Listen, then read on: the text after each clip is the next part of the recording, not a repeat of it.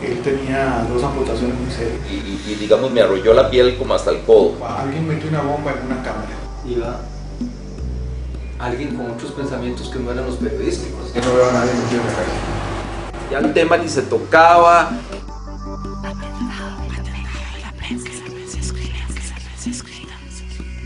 Atentado de la penca y la prensa escrita.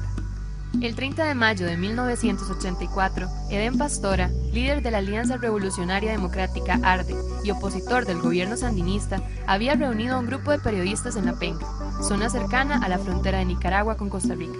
El comandante realizaría la primera conferencia de prensa en que se referiría a las declaraciones hechas días atrás por el presidente de los Estados Unidos de la época, Ronald Reagan, en las que amenaza con retirar su apoyo al ARDE si no entraba en alianza con la Fuerza Democrática Nicaragüense, posicionada en Honduras, el Estado Mayor de la Contra.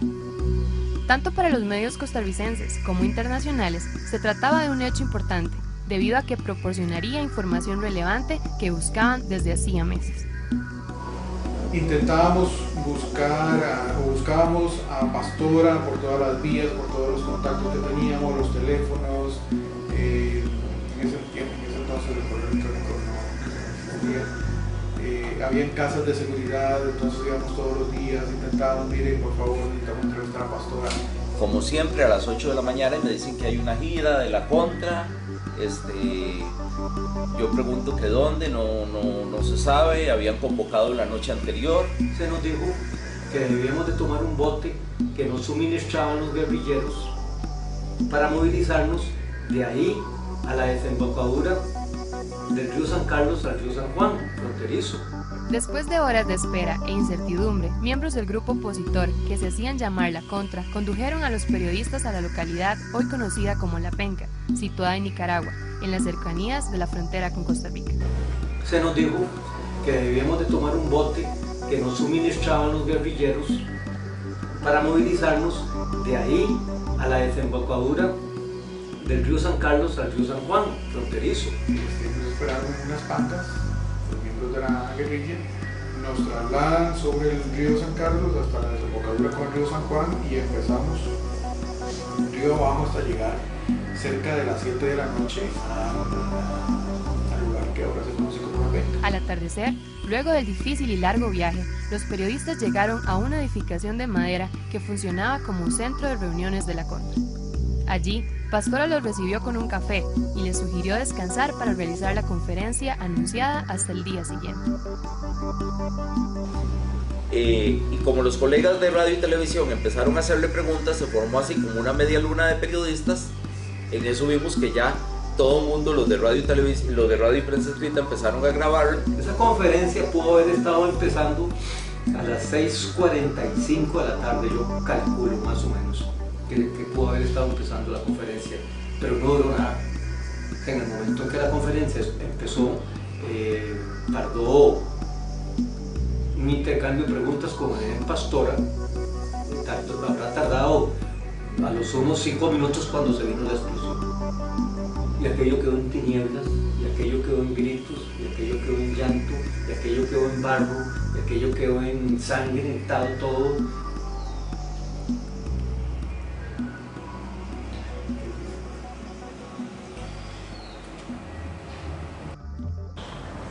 El 1 de junio de 1984, la prensa escrita en nuestro país es invadida por el tema del atentado y la búsqueda de los posibles responsables, pero al pasar de los años, las teorías se diversifican y la búsqueda continúa sin tener éxito.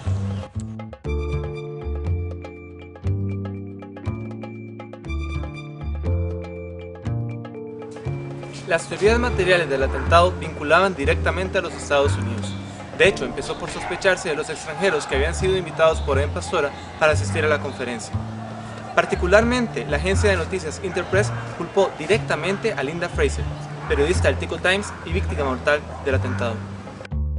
Las primeras investigaciones asegurarían que uno de los participantes en la conferencia se había hecho pasar por un periodista para introducir una bomba al lugar del atentado. 6 días después del hecho, algunos organismos policiales, la prensa y otros movimientos identificaron que dentro de los participantes de la conferencia figuraba un falso periodista danés, identificado con el nombre de Per Anker Hansen. Este descubrimiento lo incluyó inmediatamente en la lista de sospechosos, no solo por identificarse con otro nombre, sino también por haber asegurado laborar para la prensa sueca y ser fotógrafo de una empresa francesa inexistente.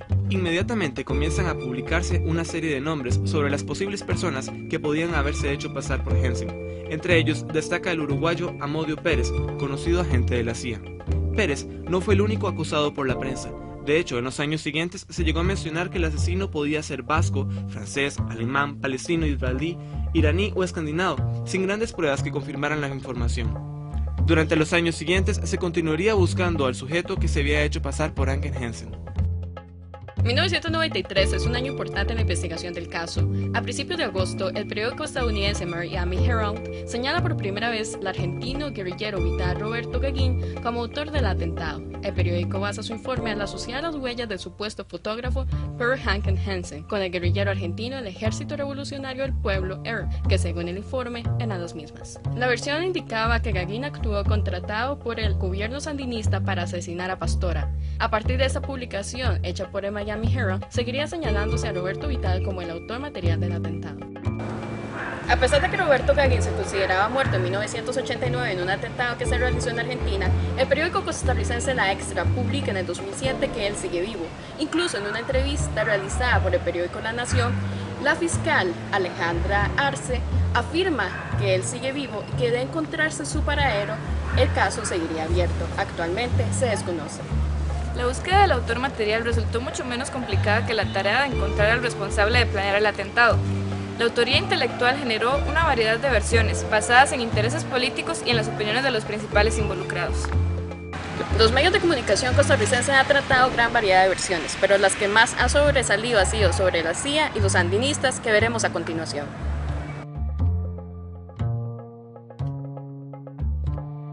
Estados Unidos estuvo siempre involucrado en la vida política de Nicaragua. Por eso no es de sorprenderse que muchas de las versiones acerca del atentado apuntaran a su culpabilidad. Inmediatamente después de la bomba, en 1984, la agencia oficial soviética TASS culpa a la CIA.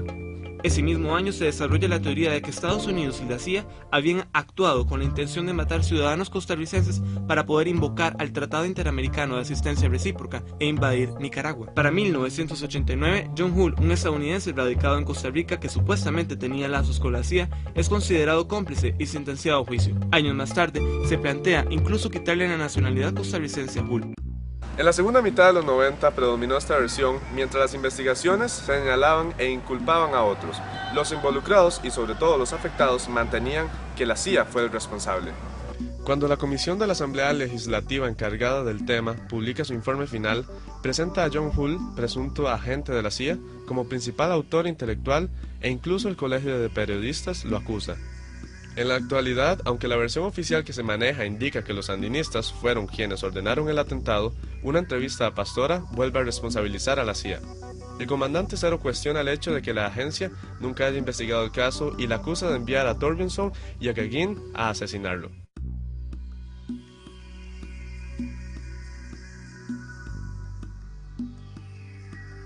Las primeras teorías formuladas sobre la autoría intelectual acusarían no solo a la CIA, sino también al gobierno sandinista. Pese a ello, no se observa una fuerte presencia de esta teoría en los medios costarricenses. Una de las primeras publicaciones, encontrada en 1989, resalta que el ejército sandinista se había reunido en Miami u Honduras para coordinar el asesinato del comandante Cero. La hipótesis estaría en un segundo plano, especialmente durante la primera década de investigación del atentado. De hecho, no es sino hasta 1994 cuando periódicos como La Extra y El Día expresan que una comisión designada para la investigación del atentado había insinuado la participación directa de los sandinistas en la planificación del atentado. 6 años después, el periódico La Prensa de Nicaragua publica una entrevista con Jorge Macetti, fundador de la seguridad del Estado sandinista, en la que señala a Lenín Serna, Renan Montero y Tomás Borge, también miembros de la seguridad sandinista, como autores intelectuales del atentado. Sin embargo, Paula Guido, fiscal costarricense del caso, responde de inmediato ante los medios impresos que no se desecharían las otras teorías. No es sino hasta el 2008 cuando la teoría toma una fuerte presencia en los medios de comunicación. En ese año se produce la llegada de Peter Torvison al país, uno de los periodistas afectados en el atentado. Torvison había iniciado una investigación para un nuevo documental. Según el periodista, Tomás Borges y dos ex jefes de la inteligencia de Nicaragua, Renan Morero y Lenín Serna, habían planeado y dirigido el intento de asesinato hacia Edén Pastora. El Ministerio Público, pese a no tener pruebas para apoyar la versión de Torvison, empieza a colaborar nuevamente en la investigación, adoptando esta vez la hipótesis de que el gobierno sandinista había tenido participación en la elaboración o planificación intelectual del atentado. Los años siguientes dejarían a un lado cualquier otra teoría y se centrarían en la versión de Torvison. El documental mostraba algunas pruebas que sustentaban la teoría de que el gobierno sandinista había tenido una fuerte participación en la planificación intelectual del atentado. Es importante resaltar que Pastora, según una entrevista publicada en el 2012, insiste en que Torvison fue cómplice del atentado y que a él y a Gagin se les encargó asesinarlo. También menciona que los dos trabajaban tanto para la CIA como para los sandinistas. Cuestiona el hecho de que la CIA nunca investigara el caso y que además el sueco durara 27 años en hacer pública la información que conocía. Insiste en que se trata de una estrategia política cerca de las elecciones en Nicaragua para deslegitimizar a los sandinistas. Pese a esto, la versión presentada por el periodista sueco es actualmente la más aceptada por los medios de comunicación y los afectados en el atentado.